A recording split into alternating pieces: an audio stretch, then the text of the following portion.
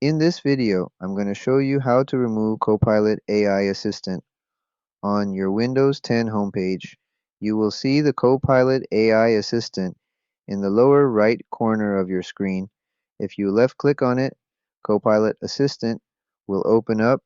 You can enter commands here and use this as your AI assistant, similar to ChatGPT. To remove this built-in Windows feature, first, left-click on the search button on the lower left side of the screen, right next to the Start button. In the search bar, type Edit Group Policy. An option labeled Edit Group Policy will appear. Left-click on it.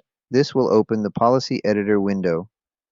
Here, to turn off the CoPilot AI Assistant, left-click Administrative Template from the list of settings on the left side of the screen. Then click Windows Components.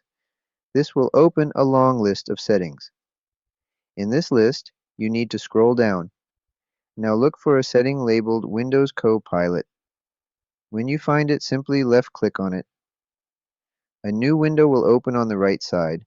Now in the new window under the Settings heading, right-click Turn off Windows CoPilot. A set of options will appear. From these settings, left-click the Edit button on top.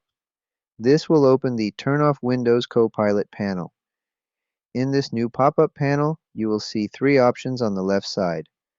To turn off CoPilot AI Assistant, simply left-click the Enable option.